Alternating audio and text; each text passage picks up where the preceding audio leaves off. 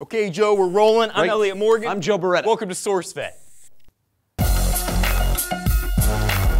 And in super juicy Vatican news, Pope Benedict XVI is set to resign at the end of this month after only 8 years as Pope. Come on, dude. This is the first resignation in nearly 600 years. The last time this happened was 1450. Those were good times. And the Vatican says it expects a new Pope to be elected before Easter. So speaking as someone who is not Catholic, this whole thing is kind of weird to me, but I looked up the rules on Pope retiring, and as it turns out, there really aren't any rules. It's perfectly allowable for a Pope to retire. The only conditions are that it happens freely and is properly published. Properly published. Pope Benedict is citing health reasons, but that's not stopping people from speculating that there could be more here than meets the eye. My guess is that he's old, because he is, and tired, and that's why he's retiring. Still, the fact that he's, the Pope is what makes this so crazy. The Pope's brother, who probably hates family reunions because he's got to go there and they're like, oh, what'd you do? So he is the Pope, what are you doing? What are you doing here? Well, that guy says that Benedict's doctor has been advising him to stop traveling, and the Pope himself has been contemplating quitting for months. The Pope said in a statement, "After having repeatedly examined my conscience before God, I have come to the certainty that my strengths due to an advanced age are no longer suited to an adequate exercise of the Petrine ministry." He went on to say, "I am well aware that this ministry, due to its essential spiritual nature, must be carried out not only with words and deeds, but no less with prayer and suffering. However, in today's world, subject to so many rapid changes and shaken by questions of deep relevance for the life of faith, in order to steer the boat of St. Peter and proclaim the gospel, both strength of mind and body are necessary. Strength which in the last few months has deteriorated in me to the extent that I have had to recognize my incapacity to adequately fulfill the ministry entrusted to me." So he's old. TLDR, he old. He old. So we here hope Pope Benedict improves in health, and now we wait patiently for the white smoke which serves to indicate that a new Pope has been chosen and will remind us all how unabashedly weird religion is. Like every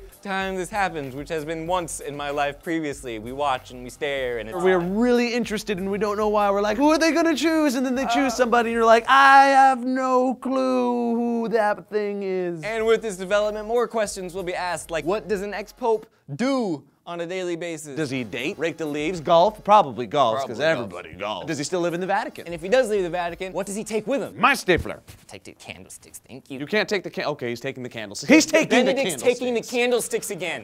We're not Catholic. So what questions do you have about this whole situation? Let us know in the comments down below. And click that like button, and you can also subscribe to this channel if you're interested. My name is Elliot Morgan. Joe Beretta. I gotta take the candlesticks. Did you know they're already taking bets in Vegas on who the next Pope's gonna be? Oh, I'm going to Vegas for my birthday, Oh, you gonna put some money down on the Pope?